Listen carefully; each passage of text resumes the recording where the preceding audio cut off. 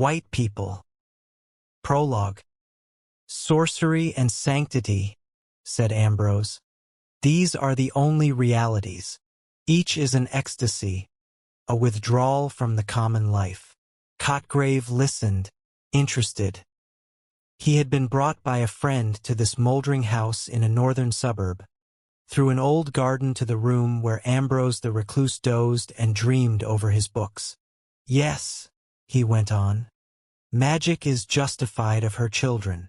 There are many, I think, who eat dry crusts and drink water, with a joy infinitely sharper than anything within the experience of the practical epicure. You are speaking of the saints? Yes, and of the sinners, too. I think you are falling into the very general error of confining the spiritual world to the supremely good. But the supremely wicked necessarily have their portion in it. The merely carnal, sensual man can no more be a great sinner than he can be a great saint. Most of us are just indifferent, mixed-up creatures. We muddle through the world without realizing the meaning and the inner sense of things, and, consequently, our wickedness and our goodness are alike second-rate, unimportant. And you think the great sinner, then, will be an ascetic as well as the great saint? Great people of all kinds forsake the imperfect copies and go to the perfect originals. I have no doubt but that many of the very highest among the saints have never done a good action, using the words in their ordinary sense. And, on the other hand, there have been those who have sounded the very depths of sin, who all their lives have never done an ill deed. He went out of the room for a moment, and Cotgrave, in high delight, turned to his friend and thanked him for the introduction. He's grand, he said. I never saw that kind of lunatic before. Ambrose returned with more whiskey and helped the two men in a liberal manner. He abused the teetotal sect with ferocity, as he handed the seltzer, and pouring out a glass of water for himself, was about to resume his monologue, when Cotgrave broke in. I can't stand it, you know, he said. Your paradoxes are too monstrous. A man may be a great sinner and yet never do anything sinful. Come? You're quite wrong, said Ambrose. I never make paradoxes. I wish I could. I merely said that a man may have an exquisite taste in Romani Conti, and yet never have even smelt 4 ale. That's all, and it's more like a truism than a paradox. Isn't it? Your surprise at my remark is due to the fact that you haven't realized what sin is. Oh yes, there is a sort of connection between sin with the capital letter and actions which are commonly called sinful, with murder, theft, adultery, and so forth. Much the same connection that there is between the A, B, C, and fine literature.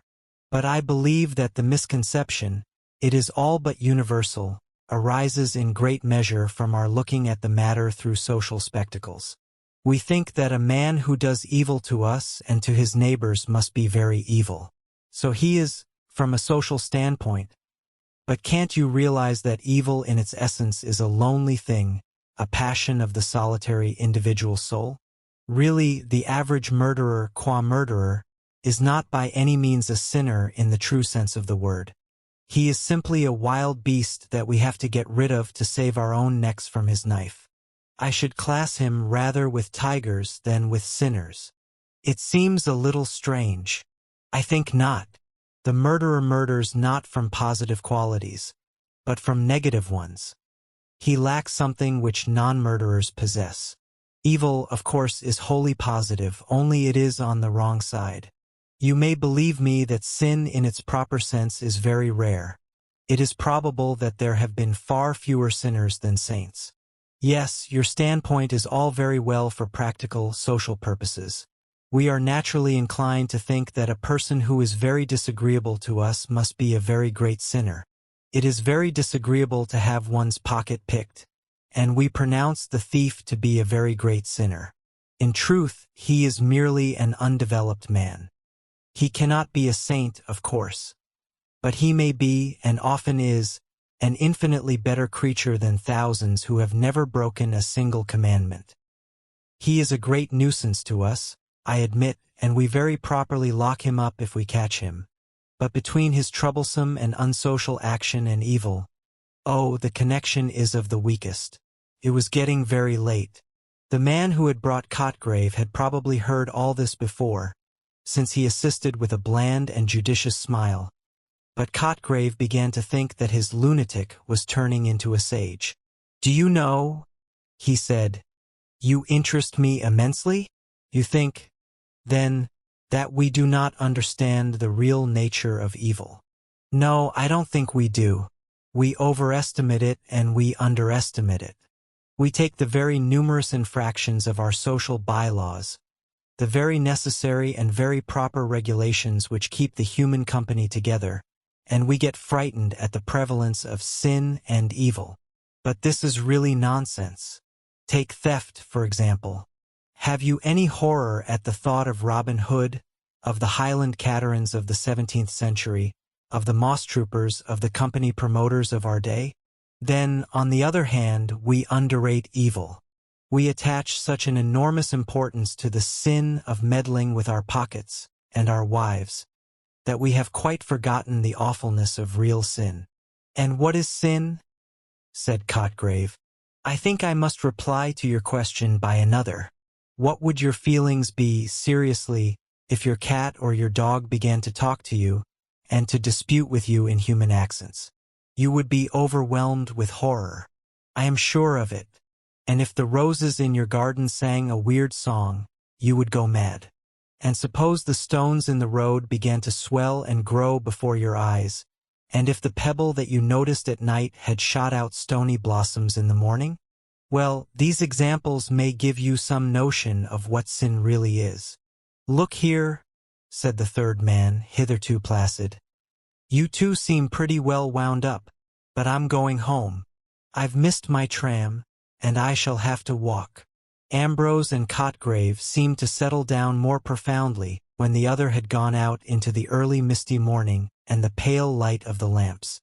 "You astonish me," said Cotgrave. "I had never thought of that. If that is really so, one must turn everything upside down. Then the essence of sin really is in the taking of heaven by storm, it seems to me," said Ambrose.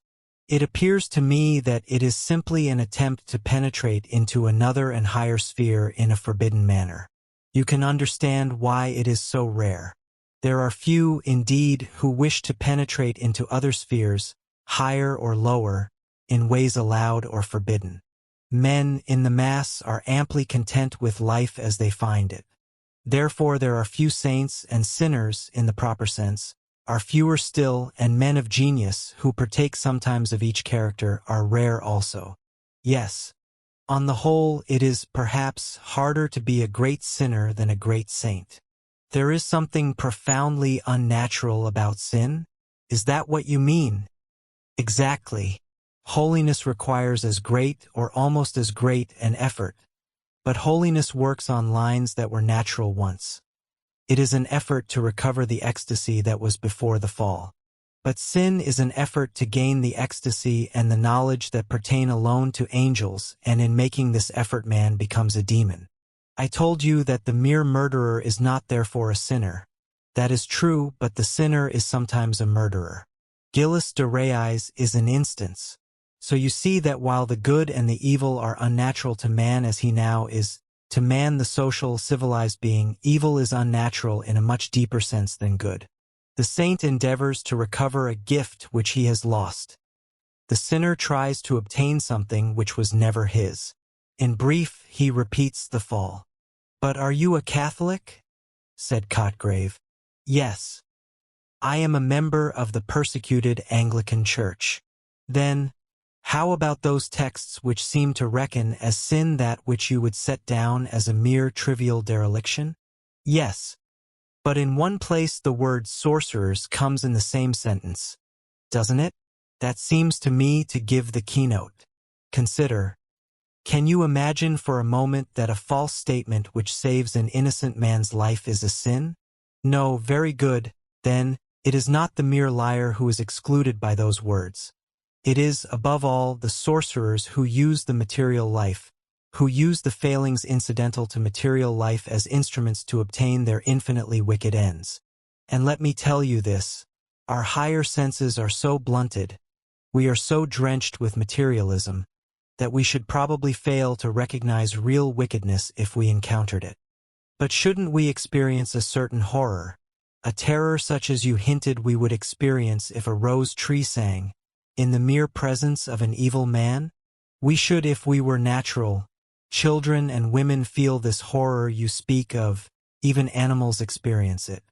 But with most of us, convention and civilization and education have blinded and deafened and obscured the natural reason. No, sometimes we may recognize evil by its hatred of the good. One doesn't need much penetration to guess at the influence which dictated, quite unconsciously, the Blackwood Review of Keats. But this is purely incidental. And, as a rule, I suspect that the hierarchs of Tophet pass quite unnoticed, or perhaps in certain cases as good but mistaken men. But you used the word unconscious just now of Keats' reviewers. Is wickedness ever unconscious? Always. It must be so. It is like holiness and genius in this as in other points. It is a certain rapture or ecstasy of the soul, a transcendent effort to surpass the ordinary bounds. So, surpassing these, it surpasses also the understanding, the faculty that takes note of that which comes before it. No, a man may be infinitely and horribly wicked and never suspect it. But I tell you, evil in this, its certain and true sense, is rare, and I think it is growing rarer. I am trying to get hold of it all, said Cotgrave. From what you say, I gather that the true evil differs generically from that which we call evil. Quite so. There is, no doubt, an analogy between the two, a resemblance such as enables us to use, quite legitimately, such terms as the foot of the mountain and the leg of the table. And sometimes, of course, the two speak, as it were, in the same language. The rough miner or puddler, the untrained, undeveloped tigerman, heated by a quart or two above his usual measure, comes home and kicks his irritating and injudicious wife to death. He is a murderer, and Gilles de Rais was a murderer. But you see the gulf that separates the two? The word, if I may so speak, is accidentally the same in each case, but the meaning is utterly different. It is flagrant Hobson-Jobson to confuse the two, or rather, it is as if one supposed that Juggernaut and the Argonauts had something to do etymologically with one another. And no doubt the same weak likeness or analogy runs between all the social sins and the real spiritual sins, and in some cases, perhaps, the lesser may be schoolmasters to lead one on to the greater, from the shadow to the reality. If you are anything of a theologian, you will see the importance of all this. I am sorry to say, remarked Cotgrave, that I have devoted very little of my time to theology. Indeed, I have often wondered on what grounds theologians have claimed the title of Science of Sciences for their favorite study, since the theological books I have looked into have always seemed to me to be concerned with feeble and obvious pieties, or with the kings of Israel and Judah. I do not care to hear about those kings. Ambrose grinned. We must try to avoid theological discussion, he said. I perceive that you would be a bitter disputant, but perhaps the dates of the kings have as much to do with theology as the hobnails of the murderous puddler with evil. Then, to return to our main subject, you think that sin is an esoteric, occult thing? Yes, it is the infernal miracle as holiness is the supernal. Now and then it is raised to such a pitch that we entirely fail to suspect its existence. It is like the note of the great pedal pipes of the organ, which is so deep that we cannot hear it. In other cases it may lead to the lunatic asylum, or to still stranger issues. But you must never confuse it with mere social misdoing. Remember how the Apostle, speaking of the other side, distinguishes between charitable actions and charity. And as one may give all one's goods to the poor, and yet lack charity, so, remember, one may avoid every crime and yet be a sinner. Your psychology is very strange to me, said Cotgrave, but I confess I like it, and I suppose that one might fairly deduce from your premises the conclusion that the real sinner might very possibly strike the observer as a harmless personage enough? Certainly, because the true evil has nothing to do with social life or social laws, or if it has, only incidentally and accidentally. It is a lonely passion of the soul or a passion of the lonely soul, whichever you like. If, by chance, we understand it, and grasp its full significance, then, indeed, it will fill us with horror and with awe. But this emotion is widely distinguished from the fear and the disgust with which we regard the ordinary criminal, since this latter is largely or entirely founded on the regard which we have for our own skins or purses. We hate a murder because we know that we should hate to be murdered, or to have anyone that we like murdered. So, on the other side, we venerate the saints, but we don't like them as well as our friends. Can you persuade yourself that you would have enjoyed St. Paul's company? Do you think that you and I would have got on with Sir Galahad? So with the sinners as with the saints. If you met a very evil man and recognized his evil, he would, no doubt, fill you with horror and awe, but there is no reason why you should dislike him. On the contrary, it is quite possible that if you could succeed in putting the sin out of your mind, you might find the sinner capital company, and in a little while you might have to reason yourself back into horror. Still, how awful it is. If the roses and the lilies suddenly sang on this coming morning, if the furniture began to move in procession, as in de Maupassant's tale. I am glad you have come back to that comparison, said Cotgrave, because I wanted to ask you what it is that corresponds in humanity to these imaginary feats of inanimate things. In a word, what is sin? You have given me, I know, an abstract definition, but I should like a concrete example. I told you it was very rare, said Ambrose, who appeared willing to avoid the giving of a direct answer. The materialism of the age, which has done a good deal to suppress sanctity, has done perhaps more to suppress evil. We find the earth so very comfortable that we have no inclination either for ascents or descents. It would seem as if the scholar who decided to specialize in Tophet would be reduced to purely antiquarian researches. No paleontologist could show you a live pterodactyl.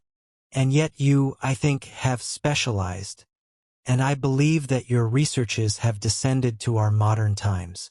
You are really interested, I see. Well, I confess that I have dabbled a little, and if you like I can show you something that bears on the very curious subject we have been discussing. Ambrose took a candle and went away to a far, dim corner of the room. Cotgrave saw him open a venerable bureau that stood there, and from some secret recess he drew out a parcel, and came back to the window where they had been sitting. Ambrose undid a wrapping of paper and produced a green pocketbook. "You will take care of it?" he said. "Don't leave it lying about. It is one of the choicer pieces in my collection, and I should be very sorry if it were lost." He fondled the faded binding. "I knew the girl who wrote this," he said. "When you read it, you will see how it illustrates the talk we have had tonight. There is a sequel, too, but I won't talk of that. There was an odd article in one of the reviews some months ago." He began again with the air of a man who changes the subject. "It was written by a doctor, Dr. Corin, I think, was the name. He says that a lady, watching her little girl playing at the drawing-room window, suddenly saw the heavy sash give way and fall on the child's fingers. The lady fainted, I think, but at any rate the doctor was summoned, and when he had dressed the child's wounded and maimed fingers he was summoned to the mother. She was groaning with pain, and it was found that 3 fingers of her hand, corresponding with those that had been injured on the child's hand, were swollen and inflamed, and later, in the doctor's language, purulent sloughing set in. Ambrose still handled delicately the green volume. "Well, here it is," he said at last, parting with difficulty, it seemed, from his treasure. "You will bring it back as soon as you have read it," he said, as they went out into the hall, into the old garden, faint with the odor of white lilies. There was a broad red band in the east as Cotgrave turned to go, and from the high ground where he stood he saw that awful spectacle of London in a dream. The green book. The morocco binding of the book was faded, and the color had grown faint, but there were no stains nor bruises nor marks of usage. The book looked as if it had been bought on a visit to London some 70 or 80 years ago, and had somehow been forgotten and suffered to lie away out of sight. There was an old, delicate, lingering odor about it, such an odor as sometimes haunts an ancient piece of furniture for a century or more. The end papers, inside the binding, were oddly decorated with colored patterns and faded gold. It looked small, but the paper was fine, and there were many leaves, closely covered with minute, painfully formed characters. I found this book, the manuscript began, in a drawer in the old bureau that stands on the landing. It was a very rainy day and I could not go out, so in the afternoon I got a candle and rummaged in the bureau. Nearly all the drawers were full of old dresses, but one of the small ones looked empty, and I found this book hidden right at the back. I wanted a book like this, so I took it to write in. It is full of secrets. I have a great many other books of secrets I have written, hidden in a safe place, and I am going to write here many of the old secrets and some new ones. But there are some I shall not put down at all. I must not write down the real names of the days and months which I found out a year ago, nor the way to make the Aklo letters, or the Chian language, or the great beautiful circles, nor the Mao games, nor the chief songs. I may write something about all these things but not the way to do them for peculiar reasons. And I must not say who the nymphs are, or the dolls, or Gilo, or what vullas mean. All these are most secret secrets, and I am glad when I remember what they are and how many wonderful languages I know. But there are some things that I call the secrets of the secrets of the secrets that I dare not think of unless I am quite alone, and then I shut my eyes and put my hands over them and whisper the word, and the alala comes. I only do this at night in my room or in certain woods that I know, but I must not describe them, as they are secret woods. Then there are the ceremonies, which are all of them important, but some are more delightful than others. There are the white ceremonies and the green ceremonies and the scarlet ceremonies. The scarlet ceremonies are the best, but there is only one place where they can be performed properly, though there is a very nice imitation which I have done in other places. Besides these, I have the dances and the comedy, and I have done the comedy sometimes when the others were looking, and they didn't understand anything about it. I was very little when I first knew about these things. When I was very small and mother was alive, I can remember remembering things before that, only it has all got confused. But I remember when I was 5 or 6 I heard them talking about me when they thought I was not noticing. They were saying how queer I was a year or 2 before, and how nurse had called my mother to come and listen to me talking all to myself, and I was saying words that nobody could understand. I was speaking the Sioux language, but I only remember a very few of the words, as it was about the little white faces that used to look at me when I was lying in my cradle. They used to talk to me, and I learnt their language and talked to them in it about some great white place where they lived, where the trees and the grass were all white, and there were white hills as high up as the moon and a cold wind. I have often dreamed of it afterwards, but the faces went away when I was very little. But a wonderful thing happened when I was about 5. My nurse was carrying me on her shoulder. There was a field of yellow corn, and we went through it. It was very hot. Then we came to a path through a wood, and a tall man came after us, and went with us till we came to a place where there was a deep pool, and it was very dark and shady.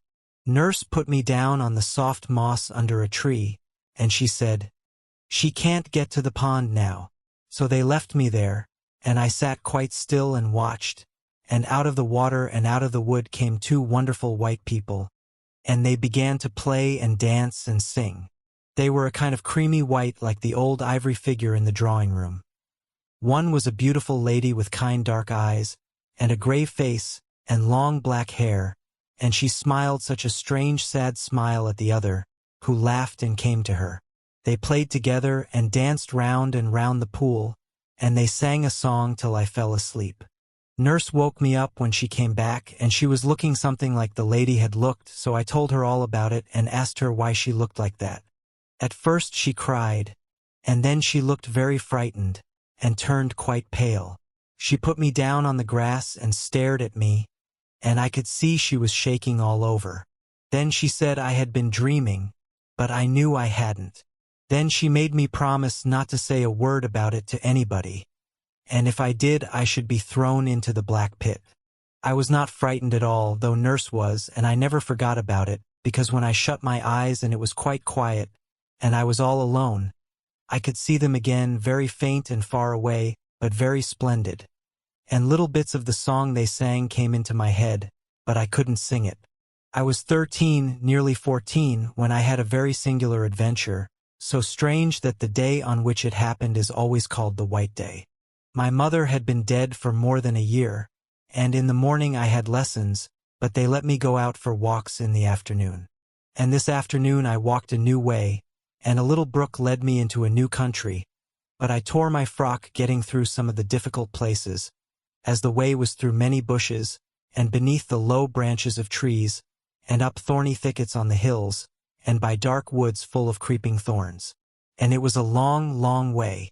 It seemed as if I was going on for ever and ever, and I had to creep by a place like a tunnel where a brook must have been, but all the water had dried up, and the floor was rocky, and the bushes had grown overhead till they met, so that it was quite dark. And I went on through that dark place.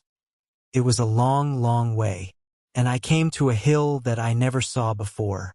I was in a dismal thicket full of black twisted boughs that tore me as I went through them, and I cried out because I was smarting all over, and then I found that I was climbing, and I went up and up a long way, till at last the thicket stopped and I came out crying just under the top of a big bare place, where there were ugly gray stones lying all about on the grass, and here and there a little twisted, stunted tree came out from under a stone, like a snake, and I went up right to the top a long way.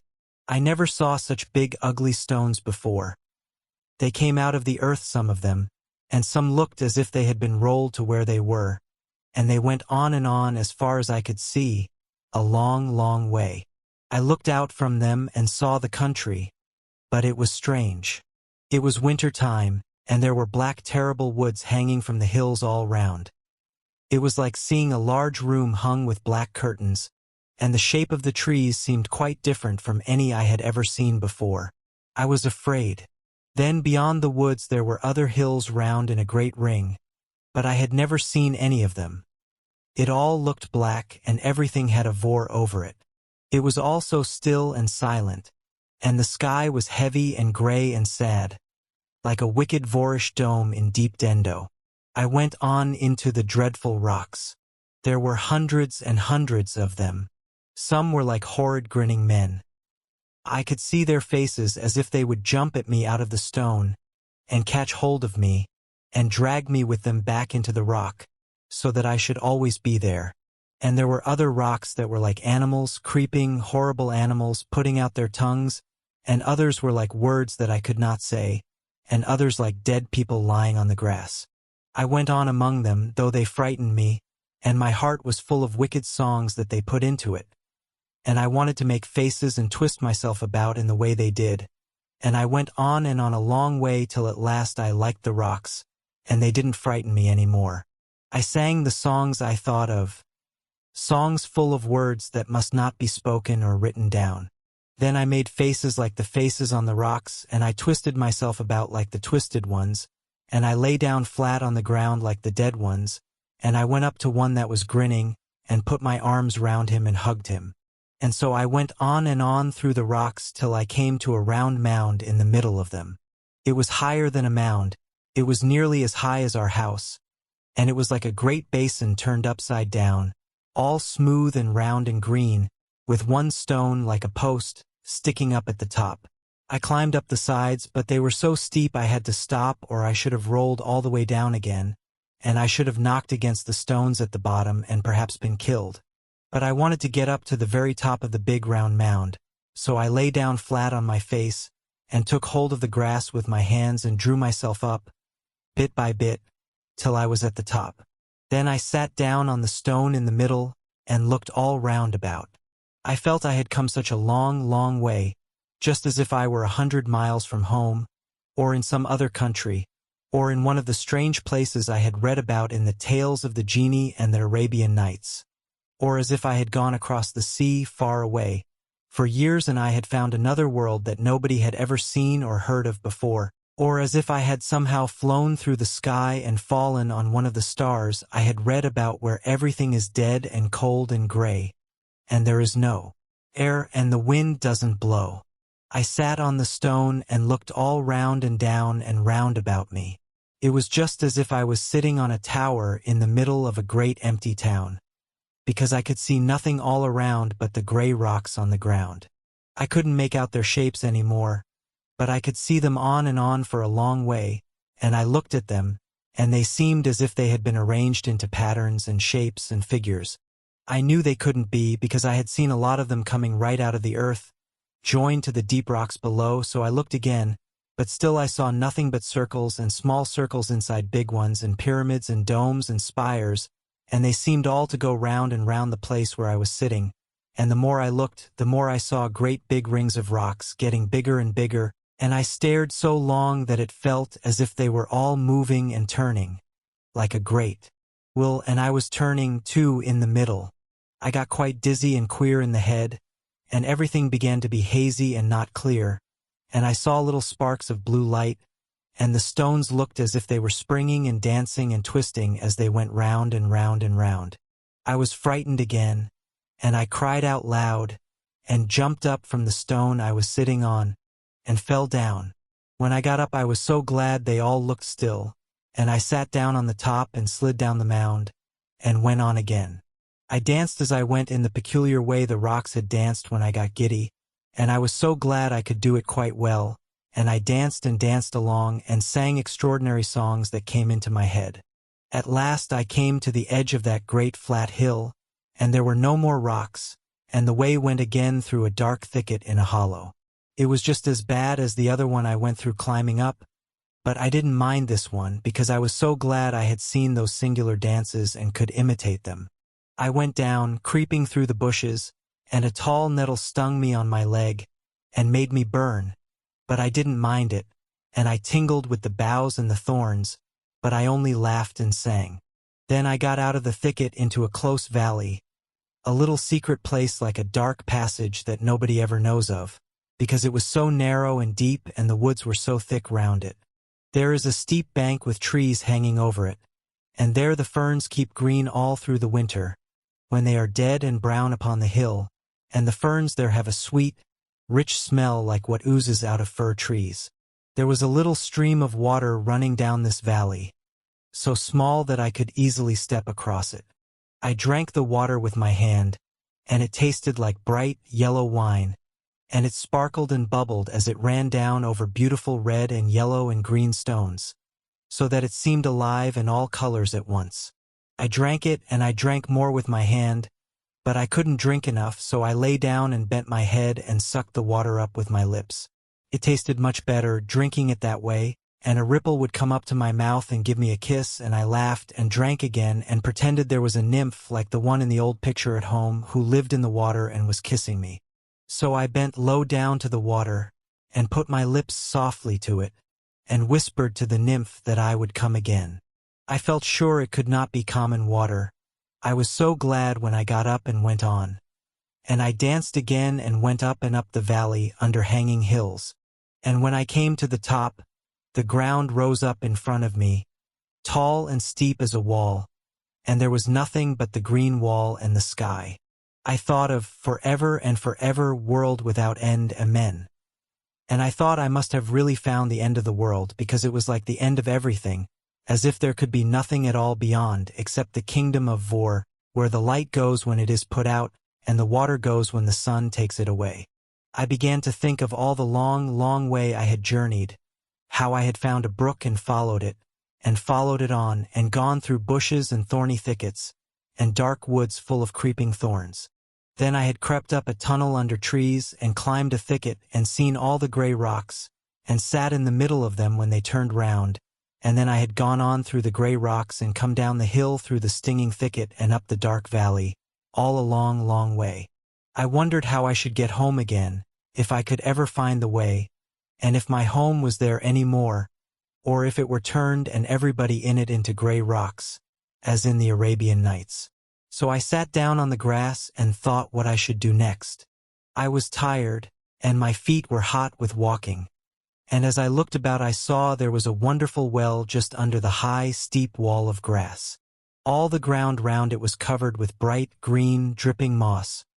There was every kind of moss there, moss like beautiful little ferns, and like palms and fir trees, and it was all green as jewelry, and drops of water hung on it like diamonds. And in the middle was the great well, deep and shining and beautiful, so clear that it looked as if I could touch the red sand at the bottom, but it was far below. I stood by it and looked in, as if I were looking in a glass. At the bottom of the well, in the middle of it, the red grains of sand were moving and stirring all the time, and I saw how the water bubbled up, but at the top it was quite smooth and full and brimming. It was a great well, large like a bath, and with the shining, glittering green moss about it, it looked like a great white jewel with green jewels all round. My feet were so hot and tired that I took off my boots and stockings and let my feet down into the water, and the water was soft and cold, and when I got up I wasn't tired anymore, and I felt I must go on farther and farther and see what was on the other side of the wall. I climbed up it very slowly, going sideways all the time, and when I got to the top and looked over, I was in the queerest country I had seen, stranger even than the hill of the gray rocks. It looked as if earth children had been playing there with their spades, as it was all hills and hollows, and castles and walls made of earth and covered with grass. There were 2 mounds like big beehives, round and great and solemn, and then hollow basins, and then a steep mounting wall like the ones I saw once by the seaside where the big guns and the soldiers were.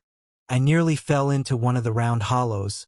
It went away from under my feet so suddenly, and I ran fast down the side and stood at the bottom and looked up. It was strange and solemn to look up. There was nothing but the gray, heavy sky and the sides of the hollow. Everything else had gone away, and the hollow was the whole world, and I thought that at night it must be full of ghosts and moving shadows and pale things when the moon shone down to the bottom at the dead of the night, and the wind wailed up above. It was so strange and solemn and lonely, like a hollow temple of dead heathen gods. It reminded me of a tale my nurse had told me when I was quite little. It was the same nurse that took me into the wood where I saw the beautiful white people. And I remembered how nurse had told me the story one winter night, when the wind was beating the trees against the wall, and crying and moaning in the nursery chimney. She said there was, somewhere or other, a hollow pit just like the one I was standing in. Everybody was afraid to go into it or near it, it was such a bad place. But once upon a time there was a poor girl who said she would go into the hollow pit, and everybody tried to stop her, but she would go. And she went down into the pit and came back laughing, and said there was nothing there at all, except green grass and red stones, and white stones and yellow flowers. And soon after people saw she had most beautiful emerald earrings, and they asked how she got them, as she and her mother were quite poor. But she laughed, and said her earrings were not made of emeralds at all, but only of green grass. Then, one day, she wore on her breast the reddest ruby that anyone had ever seen, and it was as big as a hen's egg, and glowed and sparkled like a hot burning coal of fire. And they asked how she got it, as she and her mother were quite poor. But she laughed and said it was not a ruby at all, but only a red stone. Then one day she wore round her neck the loveliest necklace that anyone had ever seen, much finer than the queen's finest, and it was made of great bright diamonds, hundreds of them, and they shone like all the stars on a night in June. So they asked her how she got it, as she and her mother were quite poor. But she laughed, and said they were not diamonds at all, but only white stones. And one day she went to the court, and she wore on her head a crown of pure angel gold. So nurse said, and it shone like the sun, and it was much more splendid than the crown the king was wearing himself. And in her ears she wore the emeralds, and the big ruby was the brooch on her breast, and the great diamond necklace was sparkling on her neck. And the king and queen thought she was some great princess from a long way off, and got down from their thrones and went to meet her. But somebody told the king and queen who she was, and that she was quite poor. So the king asked why she wore a gold crown, and how she got it, as she and her mother were so poor. And she laughed, and said it wasn't a gold crown at all, but only some yellow flowers she had put in her hair. And the king thought it was very strange, and said she should stay at the court, and they would see what would happen next. And she was so lovely that everybody said that her eyes were greener than the emeralds, that her lips were redder than the ruby, that her skin was whiter than the diamonds, and that her hair was brighter than the golden crown. So the king's son said he would marry her, and the king said he might. And the bishop married them, and there was a great supper, and afterwards the king's son went to his wife's room. But just when he had his hand on the door, he saw a tall, black man, with a dreadful face, standing in front of the door, and a voice said, "Venture not upon your life. This is mine own wedded wife." Then the king's son fell down on the ground in a fit, and they came and tried to get into the room, but they couldn't, and they hacked at the door with hatchets. But the wood had turned hard as iron, and at last everybody ran away. They were so frightened at the screaming and laughing and shrieking and crying that came out of the room. But next day they went in, and found there was nothing in the room but thick black smoke, because the black man had come and taken her away. And on the bed there were 2 knots of faded grass and a red stone, and some white stones and some faded yellow flowers. I remembered this tale of nurses while I was standing at the bottom of the deep hollow. It was so strange and solitary there, and I felt afraid. I could not see any stones or flowers, but I was afraid of bringing them away without knowing, and I thought I would do a charm that came into my head to keep the black man away. So I stood right in the very middle of the hollow, and I made sure that I had none of those things on me, and then I walked round the place and touched my eyes and my lips and my hair in a peculiar manner, and whispered some queer words that nurse taught me to keep bad things away. Then I felt safe and climbed up out of the hollow, and went on through all those mounds and hollows and walls, till I came to the end, which was high above all the rest, and I could see that all the different shapes of the earth were arranged in patterns, something like the gray rocks, only the pattern was different. It was getting late, and the air was indistinct, but it looked from where I was standing something like 2 great figures of people lying on the grass. And I went on, and at last I found a certain wood, which is too secret to be described, and nobody knows of the passage into it, which I found out in a very curious manner, by seeing some little animal run into the wood through it. So I went after the animal by a very narrow dark way, under thorns and bushes, and it was almost dark when I came to a kind of open place in the middle.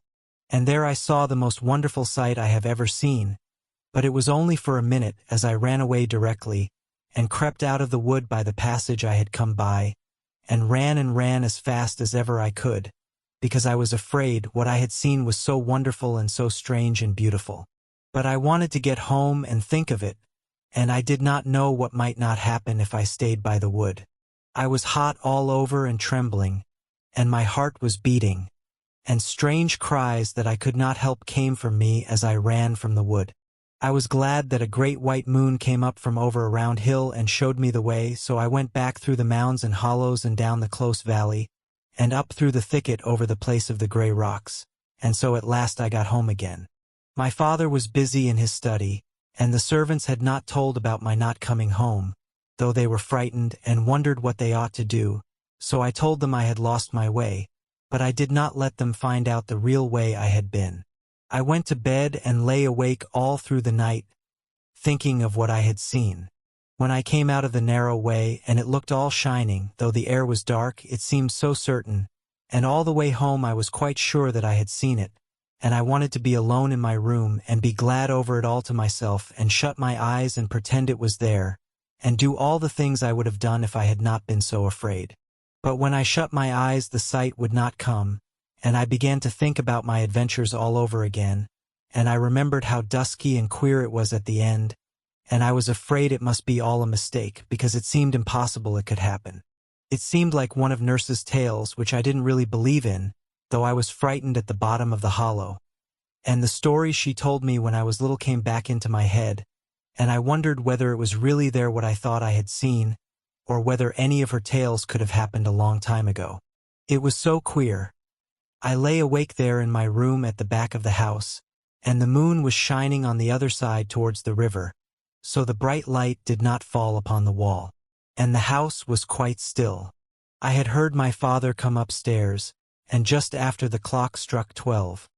And after the house was still and empty, as if there was nobody alive in it. And though it was all dark and indistinct in my room, a pale glimmering kind of light shone in through the white blind, and once I got up and looked out, and there was a great black shadow of the house covering the garden, looking like a prison where men are hanged. And then beyond it was all white, and the wood shone white with black gulfs between the trees. It was still and clear, and there were no clouds on the sky. I wanted to think of what I had seen, but I couldn't, and I began to think of all the tales that Nurse had told me so long ago that I thought I had forgotten, but they all came back and mixed up with the thickets and the gray rocks and the hollows in the earth and the secret wood, till I hardly knew what was new and what was old, or whether it was not all dreaming. And then I remembered that hot summer afternoon so long ago, when Nurse left me by myself in the shade, and the white people came out of the water and out of the wood, and played and danced and sang, and I began to fancy that Nurse told me about something like it before I saw them, only I couldn't recollect exactly what she told me.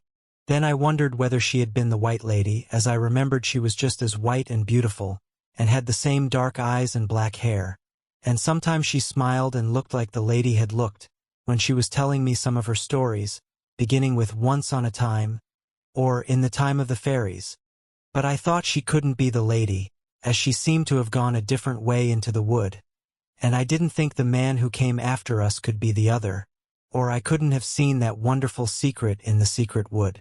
I thought of the moon, but it was afterwards when I was in the middle of the wild land, where the earth was made into the shape of great figures, and it was all walls and mysterious hollows, and smooth round mounds, that I saw the great white moon come up over a round hill. I was wondering about all these things, till at last I got quite frightened, because I was afraid something had happened to me, and I remembered Nurse's tale of the poor girl who went into the hollow pit, and was carried away at last by the black man. I knew I had gone into a hollow pit too, and perhaps it was the same, and I had done something dreadful. So I did the charm over again, and touched my eyes and my lips and my hair in a peculiar manner, and said the old words from the fairy language, so that I might be sure I had not been carried away. I tried again to see the secret wood, and to creep up the passage and see what I had seen there, but somehow I couldn't, and I kept on thinking of Nurse's stories. There was one I remembered about a young man who once upon a time went hunting, and all the day he and his hounds hunted everywhere, and they crossed the rivers and went into all the woods and went round the marshes, but they couldn't find anything at all, and they hunted all day till the sun sank down and began to set behind the mountain. And the young man was angry because he couldn't find anything, and he was going to turn back, when just as the sun touched the mountain, he saw come out of a break in front of him a beautiful white stag. And he cheered to his hounds, but they whined and would not follow, and he cheered to his horse, but it shivered and stood stock still, and the young man jumped off the horse and left the hounds and began to follow the white stag all alone. And soon it was quite dark, and the sky was black, without a single star shining in it, and the stag went away into the darkness. And though the man had brought his gun with him, he never shot at the stag because he wanted to catch it, and he was afraid he would lose it in the night. But he never lost it once, though the sky was so black and the air was so dark, and the stag went on till the young man didn't know a bit where he was. And they went through enormous woods where the air was full of whispers, and a pale, dead light came out from the rotten trunks that were lying on the ground, and just as the man thought he had lost the stag, he would see it all white and shining in front of him, and he would run fast to catch it, but the stag always ran faster, so he did not catch it. And they went through the enormous woods, and they swam across rivers, and they waded through black marshes where the ground bubbled, and the air was full of will-o'-the-wisps, and the stag fled away down into rocky narrow valleys, where the air was like the smell of a vault, and the man went after it. And they went over the great mountains, and the man heard the wind come down from the sky, and the stag went on and the man went after. At last the sun rose, and the young man found he was in a country that he had never seen before, It was a beautiful valley with a bright stream running through it, and a great, big, round hill in the middle. And the stag went down the valley towards the hill, and it seemed to be getting tired and went slower and slower, and though the man was tired, too, he began to run faster, and he was sure he would catch the stag at last. But just as they got to the bottom of the hill, and the man stretched out his hand to catch the stag, it vanished into the earth, and the man began to cry. He was so sorry that he had lost it after all his long hunting. But as he was crying, he saw there was a door in the hill, just in front of him, and he went in, and it was quite dark, but he went on, as he thought he would find the white stag. And all of a sudden it got light, and there was the sky, and the sun shining, and birds singing in the trees, and there was a beautiful fountain. And by the fountain a lovely lady was sitting, who was the queen of the fairies, and she told the man that she had changed herself into a stag to bring him there because she loved him so much. Then she brought out a great gold cup, covered with jewels, from her fairy palace, and she offered him wine in the cup to drink. And he drank, and the more he drank the more he longed to drink, because the wine was enchanted. So he kissed the lovely lady, and she became his wife, and he stayed all that day and all that night in the hill where she lived, and when he woke he found he was lying on the ground, close to where he had seen the stag first, and his horse was there and his hounds were there waiting, and he looked up and the sun sank behind the mountain. And he went home and lived a long time, but he would never kiss any other lady because he had kissed the queen of the fairies, and he would never drink common wine any more, because he had drunk enchanted wine.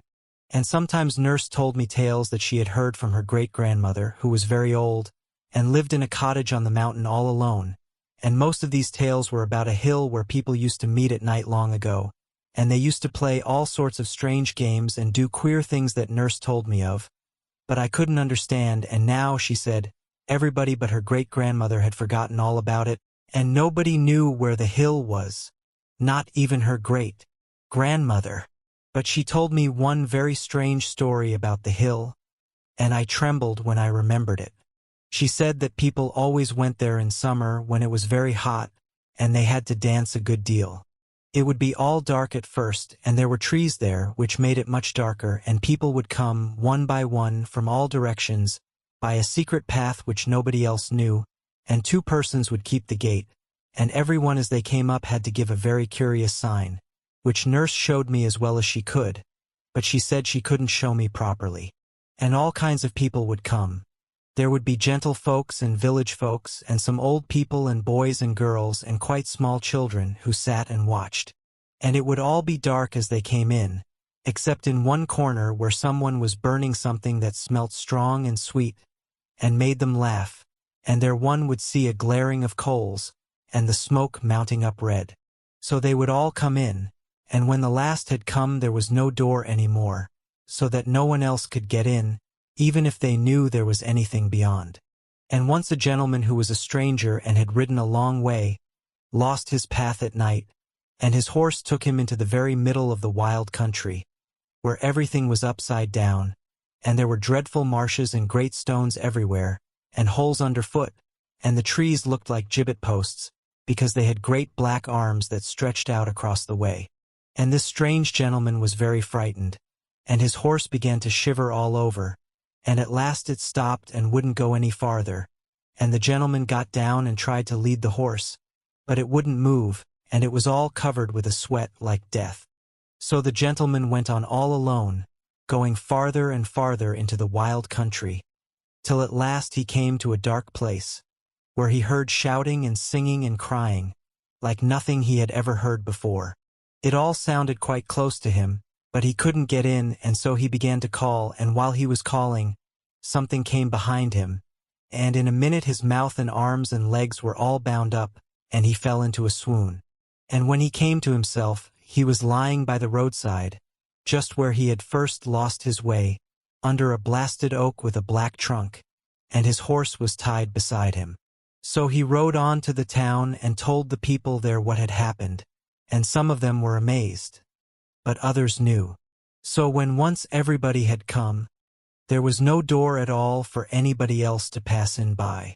And when they were all inside, round in a ring, touching each other, someone began to sing in the darkness, and someone else would make a noise like thunder with a thing they had on purpose, and on still nights people would hear the thundering noise far, far away beyond the wild land, and some of them, who thought they knew what it was, used to make a sign on their breasts when they woke up in their beds at dead of night and heard that terrible deep noise, like thunder on the mountains.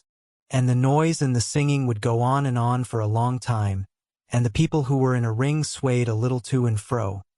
And the song was in an old, old language that nobody knows now, and the tune was queer. Nurse said her great-grandmother had known someone who remembered a little of it, when she was quite a little girl, and Nurse tried to sing some of it to me, and it was so strange a tune that I turned all cold and my flesh crept as if I had put my hand on something dead. Sometimes it was a man that sang, and sometimes it was a woman, and sometimes the one who sang it did it so well that 2 or 3 of the people who were there fell to the ground shrieking and tearing with their hands.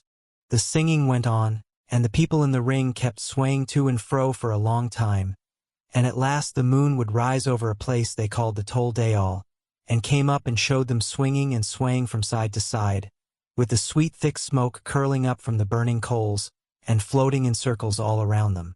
Then they had their supper. A boy and a girl brought it to them.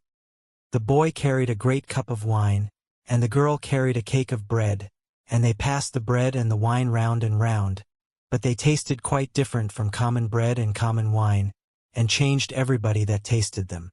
Then they all rose up and danced, and secret things were brought out of some hiding place, and they played extraordinary games and danced round and round and round in the moonlight, and sometimes people would suddenly disappear and never be heard of afterwards, and nobody knew what had happened to them.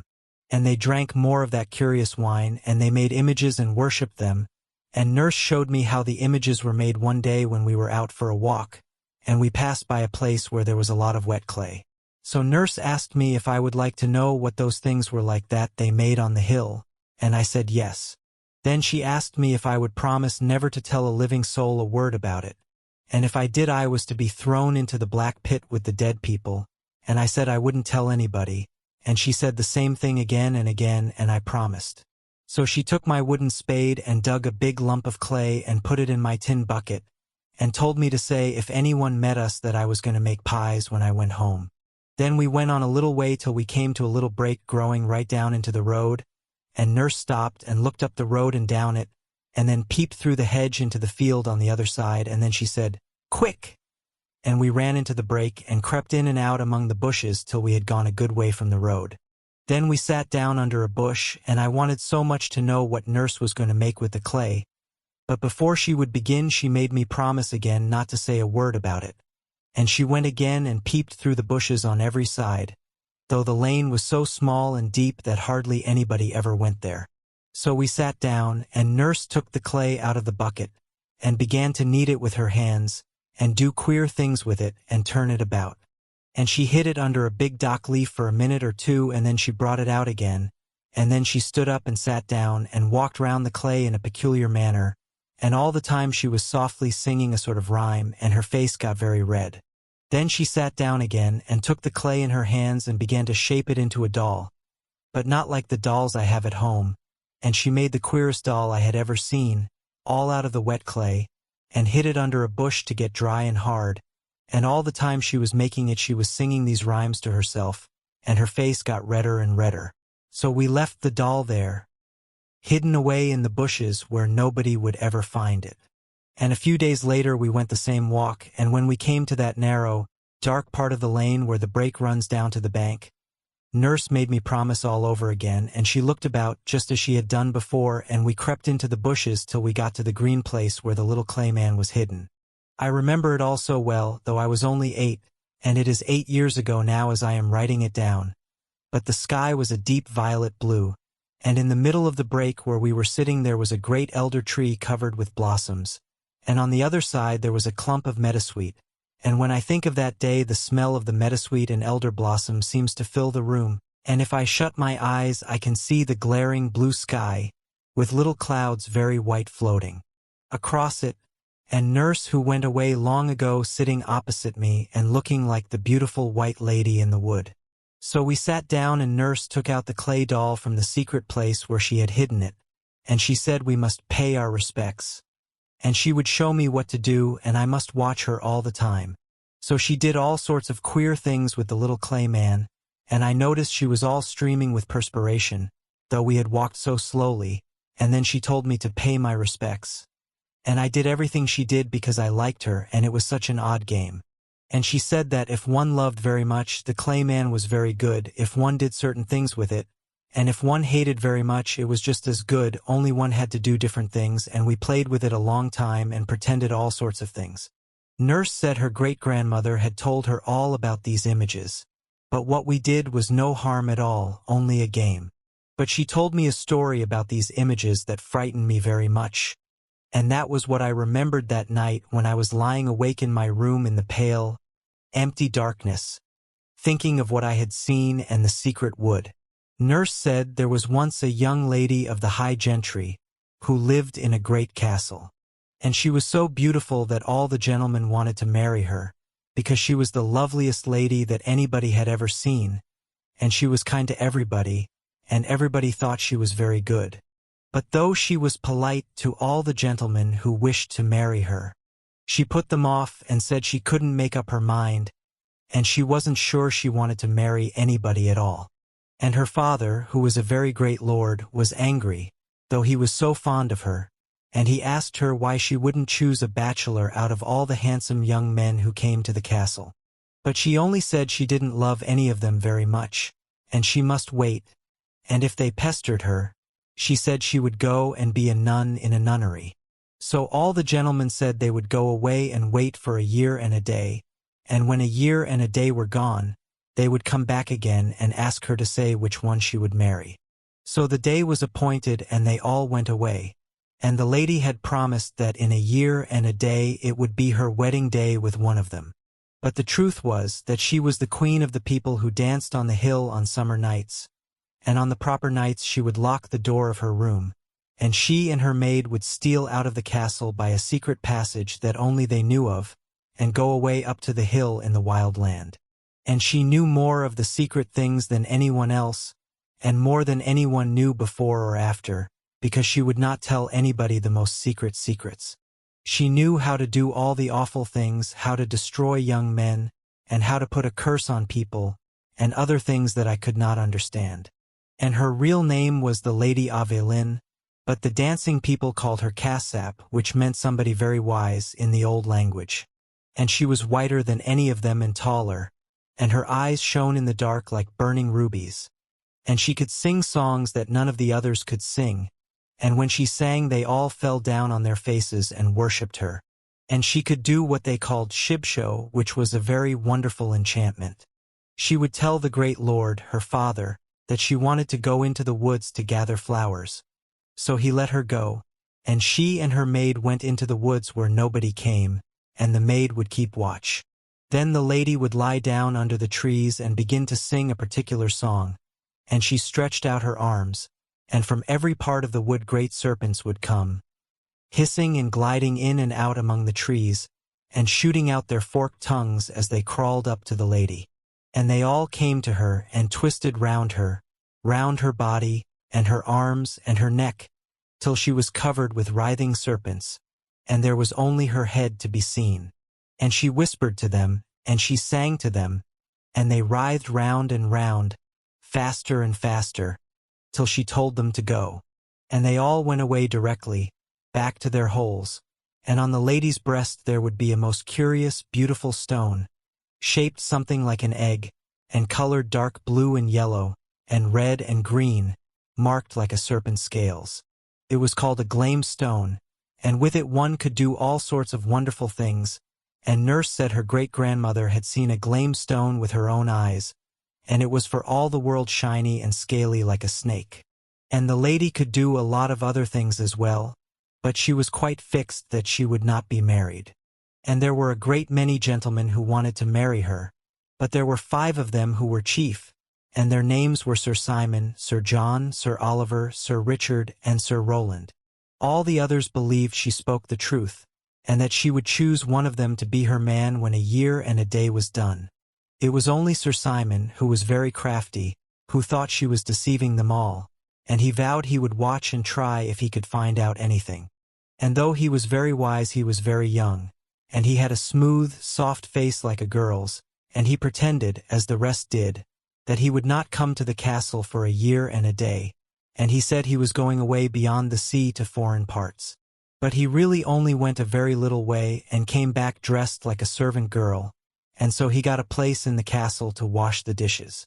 And he waited and watched, and he listened and said nothing, and he hid in dark places and woke up at night and looked out, and he heard things and he saw things that he thought were very strange. And he was so sly that he told the girl that waited on the lady that he was really a young man, and that he had dressed up as a girl because he loved her so very much and wanted to be in the same house with her. And the girl was so pleased that she told him many things, and he was more than ever certain that the Lady Aveline was deceiving him and the others. And he was so clever, and told the servants so many lies, that one night he managed to hide in the Lady Aveline's room behind the curtains. And he stayed quite still and never moved, and at last the lady came. And she bent down under the bed and raised up a stone, and there was a hollow place underneath, and out of it she took a waxen image, just like the clay one that I and Nurse had made in the break. And all the time her eyes were burning like rubies. And she took the little wax doll up in her arms and held it to her breast, and she whispered and she murmured, and she took it up and she laid it down again, and she held it high and she held it low and she laid it down again. And she said, "Happy is he that begot the bishop, that ordered the clerk, that married the man, that had the wife, that fashioned the hive, that harbored the bee, that gathered the wax that my own true love was made of." And she brought out of an aumbry a great golden bowl, and she brought out of a closet a great jar of wine, and she poured some of the wine into the bowl, and she laid her manikin very gently in the wine, and washed it in the wine all over. Then she went to a cupboard and took a small round cake and laid it on the image's mouth, and then she bore it softly and covered it up. And Sir Simon, who was watching all the time, though he was terribly frightened, saw the lady bend down and stretch out her arms and whisper and sing, and then Sir Simon saw beside her a handsome young man, who kissed her on the lips. And they drank wine out of the golden bowl together, and they ate the cake together. But when the sun rose there was only the little wax doll, and the lady hid it again under the bed in the hollow place. So Sir Simon knew quite well what the lady was, and he waited and he watched, till the time she had said was nearly over, and in a week the year and a day would be done. And one night, when he was watching behind the curtains in her room, he saw her making more wax dolls. And she made 5 and hid them away. And the next night she took one out and held it up and filled the golden bowl with water, and took the doll by the neck and held it under the water. Then she said, Sir Dickon, your day is done. You shall be drowned in the water one." And the next day news came to the castle that Sir Richard had been drowned at the ford. And at night she took another doll and tied a violet cord round its neck and hung it up on a nail. Then she said, "Sir Roland, your life has ended its span. High on a tree I see you hang." And the next day news came to the castle that Sir Roland had been hanged by robbers in the wood. And at night she took another doll and drove her bodkin right into its heart. Then she said, Sir Noel, so cease your life, your heart is pierced with the knife." And the next day news came to the castle that Sir Oliver had fought in a tavern, and a stranger had stabbed him to the heart. And at night she took another doll, and held it to a fire of charcoal till it was melted. Then she said, "Sir John, return and turn to clay, in fire of fever you waste away." And the next day news came to the castle that Sir John had died in a burning fever. So then Sir Simon went out of the castle and mounted his horse and rode away to the bishop and told him everything. And the bishop sent his men, and they took the Lady Aveline, and everything she had done was found out. So on the day after the year and a day, when she was to have been married, they carried her through the town in her smock, and they tied her to a great stake in the marketplace, and burned her alive before the bishop with her wax image hung round her neck. And people said the wax man screamed in the burning of the flames. And I thought of this story again and again as I was lying awake in my bed, and I seemed to see the Lady Aveline in the marketplace, with the yellow flames eating up her beautiful white body. And I thought of it so much that I seemed to get into the story myself, and I fancied I was the lady, and that they were coming to take me to be burnt with fire, with all the people in the town looking at me. And I wondered whether she cared, after all the strange things she had done, and whether it hurt very much to be burned at the stake. I tried again and again to forget Nurse's stories, and to remember the secret I had seen that afternoon, and what was in the secret wood, but I could only see the dark and a glimmering in the dark, and then it went away, and I only saw myself running, and then a great moon came up white over a dark round hill. Then all the old stories came back again, and the queer rhymes that Nurse used to sing to me, and there was one beginning Halsey Cumsey Helen Musty, that she used to sing very softly when she wanted me to go to sleep, and I began to sing it to myself inside of my head, and I went to sleep. The next morning I was very tired and sleepy, and could hardly do my lessons, and I was very glad when they were over and I had had my dinner, as I wanted to go out and be alone. It was a warm day, and I went to a nice turfy hill by the river, and sat down on my mother's old shawl that I had brought with me on purpose. The sky was gray like the day before, but there was a kind of white gleam behind it, and from where I was sitting I could look down on the town, and it was all still and quiet and white like a picture. I remembered that it was on that hill that Nurse taught me to play an old game called Troy Town, in which one had to dance and wind in and out on a pattern in the grass, and then when one had danced and turned long enough the other person asks you questions, and you can't help answering whether you want to or not, and whatever you are told to do you feel you have to do it. Nurse said there used to be a lot of games like that some people knew of, and there was one by which people could be turned into anything you liked, and an old man her great-grandmother had seen had known a girl who had been turned into a large snake. And there was another very ancient game of dancing and winding and turning, by which you could take a person out of himself and hide him away as long as you liked, and his body went walking about quite empty, without any sense in it. But I came to that hill because I wanted to think of what had happened the day before, and of the secret of the wood. From the place where I was sitting I could see beyond the town, into the opening I had found, where a little brook had led me into an unknown country. And I pretended I was following the brook over again, and I went all the way in my mind, and at last I found the wood, and crept into it under the bushes, and then in the dusk I saw something that made me feel as if I were filled with fire, as if I wanted to dance and sing and fly up into the air, because I was changed and wonderful. But what I saw was not changed at all, and had not grown old, and I wondered again and again how such things could happen, and whether Nurse's stories were really true, because in the daytime in the open air everything seemed quite different from what it was at night, when I was frightened and thought I was to be burned alive.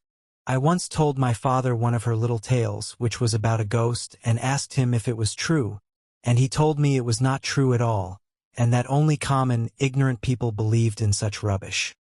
He was very angry with Nurse for telling me the story, and scolded her, and after that I promised her I would never whisper a word of what she told me, and if I did I should be bitten by the great black snake that lived in the pool in the wood. And all alone on the hill I wondered what was true. I had seen something very amazing and very lovely, and I knew a story, and if I had really seen it and not made it up out of the dark and the black bough and the bright shining that was mounting up to the sky from over the great round hill, but had really seen it in truth, then there were all kinds of wonderful and lovely and terrible things to think of, so I longed and trembled, and I burned and got cold. And I looked down on the town, so quiet and still, like a little white picture, and I thought over and over if it could be true. I was a long time before I could make up my mind to anything. There was such a strange fluttering at my heart that seemed to whisper to me all the time that I had not made it up out of my head, and yet it seemed quite impossible, and I knew my father and everybody would say it was dreadful rubbish. I never dreamed of telling him or anybody else a word about it, because I knew it would be of no use, and I should only get laughed at or scolded, so for a long time I was very quiet and went about thinking and wondering. And at night I used to dream of amazing things, and sometimes I woke up in the early morning and held out my arms with a cry. And I was frightened, too, because there were dangers and some awful thing would happen to me, unless I took great care, if the story were true. These old tales were always in my head, night and morning, and I went over them and told them to myself over and over again, and went for walks in the places where Nurse had told them to me. And when I sat in the nursery by the fire in the evenings, I used to fancy Nurse was sitting in the other chair and telling me some wonderful story in a low voice, for fear anybody should be listening. But she used to like best to tell me about things when we were right out in the country, far from the house, because she said she was telling me such secrets and walls have ears. And if it was something more than ever secret, we had to hide in breaks or woods. And I used to think it was such fun creeping along a hedge and going very softly, and then we would get behind the bushes or run into the wood all of a sudden, when we were sure that none was watching us. So we knew that we had our secrets quite all to ourselves, and nobody else at all knew anything about them. Now and then, when we had hidden ourselves as I have described, she used to show me all sorts of odd things. One day, I remember, we were in a hazel brake, overlooking the brook, and we were so snug and warm, as though it was April. The sun was quite hot, and the leaves were just coming out. Nurse said she would show me something funny that would make me laugh, and then she showed me, as she said, how one could turn a whole house upside down without anybody being able to find out, and the pots and pans would jump about, and the china would be broken, and the chairs would tumble over of themselves.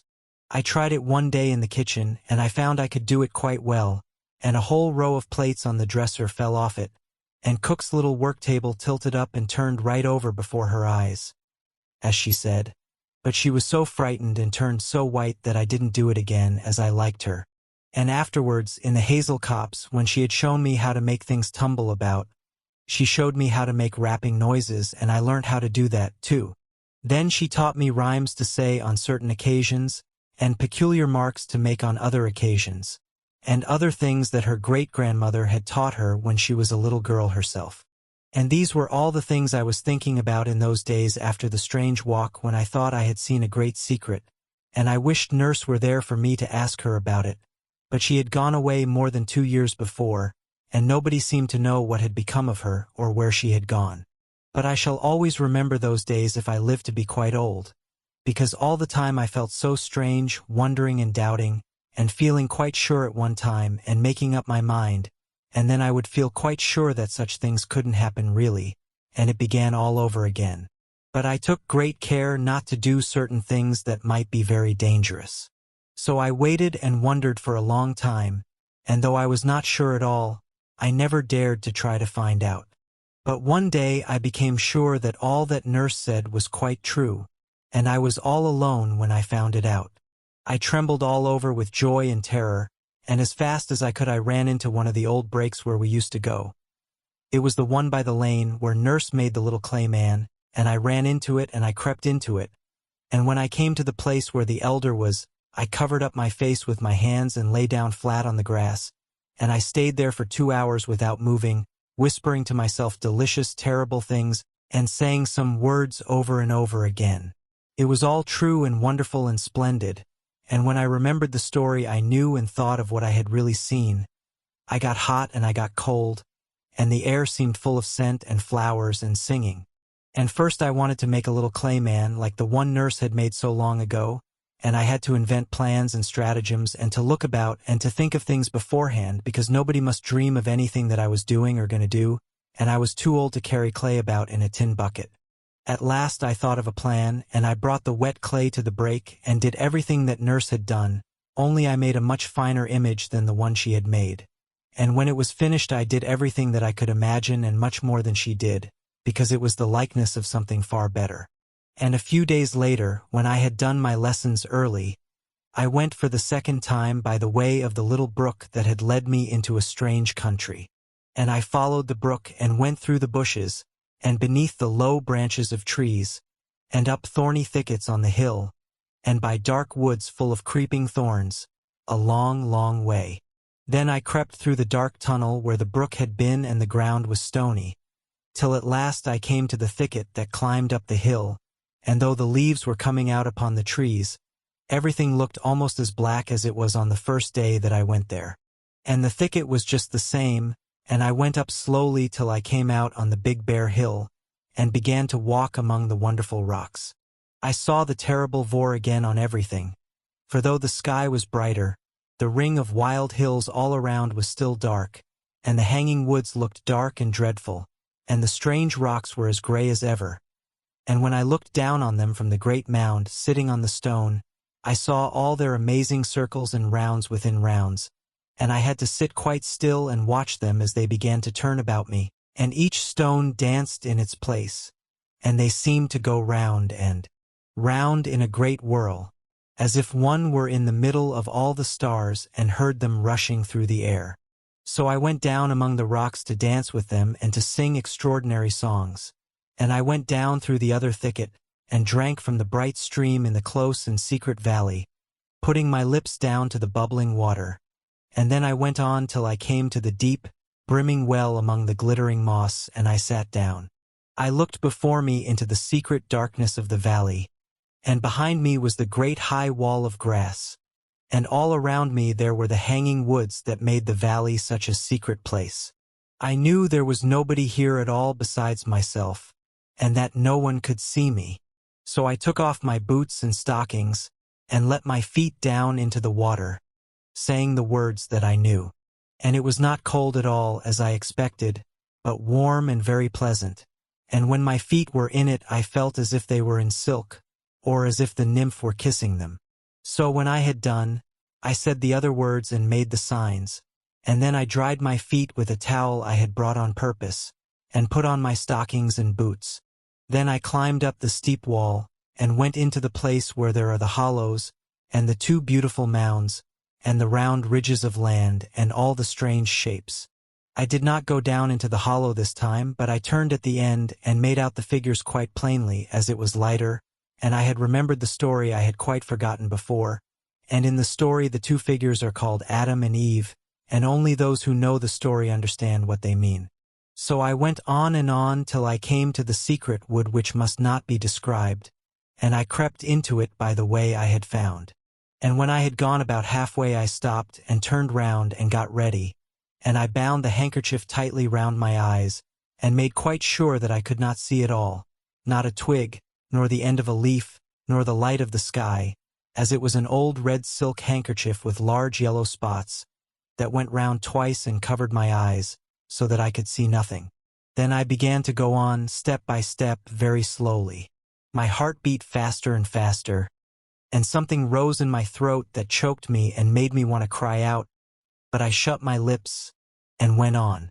Boughs caught in my hair as I went, and great thorns tore me, but I went on to the end of the path. Then I stopped and held out my arms and bowed, and I went round the first time, feeling with my hands, and there was nothing. I went round the second time, feeling with my hands, and there was nothing. Then I went round the third time, feeling with my hands, and the story was all true, and I wished that the years were gone by, and that I had not so long a time to wait before I was happy for ever and ever. Nurse must have been a prophet like those we read of in the Bible. Everything that she said began to come true, and since then other things that she told me of have happened. That was how I came to know that her stories were true, and that I had not made up the secret myself out of my own head. But there was another thing that happened that day. I went a second time to the secret place. It was at the deep brimming well, and when I was standing on the moss I bent over and looked in, and then I knew who the white lady was that I had seen come out of the water in the wood long ago when I was quite little. And I trembled all over because that told me other things. Then I remembered how sometime after I had seen the white people in the wood, Nurse asked me more about them, and I told her all over again, and she listened and said nothing for a long, long time, and at last she said, "You will see her again." So I understood what had happened and what was to happen. And I understood about the nymphs, how I might meet them in all kinds of places, and they would always help me, and I must always look for them, and find them in all sorts of strange shapes and appearances. And without the nymphs I could never have found the secret, and without them none of the other things could happen. Nurse had told me all about them long ago, but she called them by another name, and I did not know what she meant, or what her tales of them were about, only that they were very queer. And there were two kinds, the bright and the dark, and both were very lovely and very wonderful, and some people saw only one kind and some only the other, but some saw them both. But usually the dark appeared first, and the bright ones came afterwards, and there were extraordinary tales about them. It was a day or two after I had come home from the secret place that I first really knew the nymphs. Nurse had shown me how to call them, and I had tried, but I did not know what she meant, and so I thought it was all nonsense. But I made up my mind I would try again, so I went to the wood where the pool was, where I saw the white people, and I tried again. The dark nymph, Alana, came, and she turned the pool of water into a pool of fire. Epilogue. "That's a very queer story," said Cotgrave, handing back the green book to the recluse Ambrose. "I see the drift of a good deal, but there are many things that I do not grasp at all. On the last page, for example, what does she mean by nymphs?" "Well, I think there are references throughout the manuscript to certain processes, which have been handed down by tradition from age to age. Some of these processes are just beginning to come within the purview of science, which has arrived at them, or rather at the steps which lead to them by quite different paths. I have interpreted the reference to nymphs as a reference to one of these processes." "And you believe that there are such things?" "Oh, I think so. Yes, I believe I could give you convincing evidence on that point." "I am afraid you have neglected the study of alchemy? It is a pity, for the symbolism, at all events, is very beautiful, and moreover, if you were acquainted with certain books on the subject, I could recall to your mind phrases which might explain a good deal in the manuscript that you have been reading." "Yes, but I want to know whether you seriously think that there is any foundation of fact beneath these fancies. Is it not all a department of poetry, a curious dream with which man has indulged himself? I can only say that it is no doubt better for the great mass of people to dismiss it all as a dream, but if you ask my veritable belief, that goes quite the other way. No, I should not say belief, but rather knowledge. I may tell you that I have known cases in which men have stumbled quite by accident on certain of these processes, and have been astonished by wholly unexpected results. In the cases I am thinking of, there could have been no possibility of suggestion or subconscious action of any kind. One might as well suppose a schoolboy suggesting the existence of Aeschylus to himself, while he plods mechanically through the declensions. But you have noticed the obscurity," Ambrose went on, "and in this particular case it must have been dictated by instinct, since the writer never thought that her manuscripts would fall into other hands. But the practice is universal, and for most excellent reasons. Powerful and sovereign medicines, which are, of necessity, virulent poisons also, are kept in a locked cabinet. The child may find the key by chance and drink herself dead. But in most cases the search is educational, and the files contain precious elixirs for him who has patiently fashioned the key for himself. You do not care to go into details?" "No, frankly, I do not. No, you must remain unconvinced. But you saw how the manuscript illustrates the talk we had last week. Is this girl still alive?" "No. I was one of those who found her. I knew the father well. He was a lawyer, and had always left her very much to herself. He thought of nothing but deeds and leases, and the news came to him as an awful surprise. She was missing one morning. I suppose it was about a year after she had written what you have read. The servants were called, and they told things, and put the only natural interpretation on them, a perfectly erroneous one. They discovered that green book somewhere in her room, and I found her in the place that she described with so much dread, lying on the ground before the image." "It was an image?" "Yes, it was hidden by the thorns and the thick undergrowth that had surrounded it. It was a wild, lonely country, but you know what it was like by her description, though of course you will understand that the colors have been heightened. A child's imagination always makes the heights higher and the depths deeper than they really are, and she had, unfortunately for herself, something more than imagination.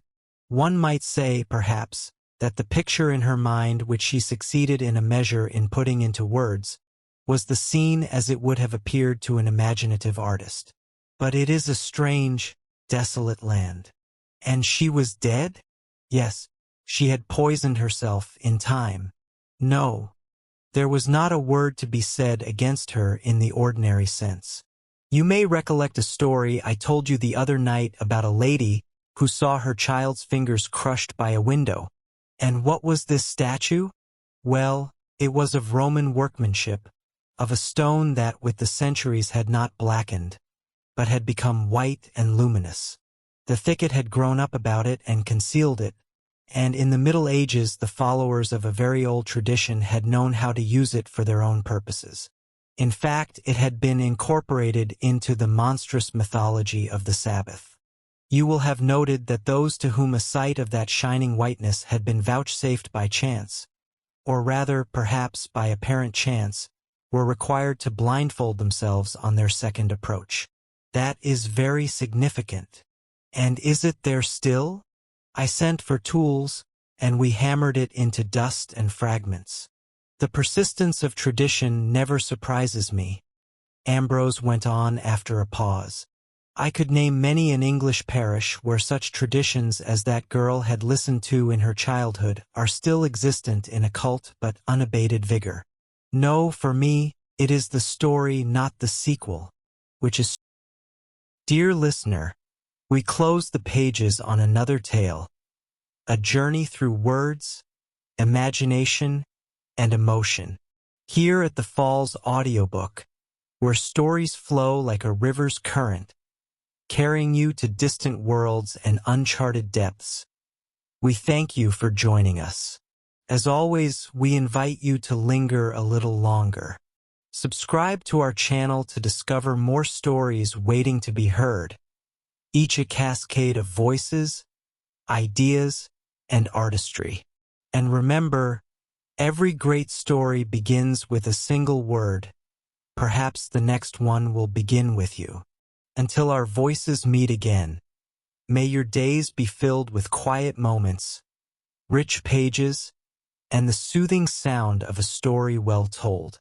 This is the Falls Audiobook, signing off.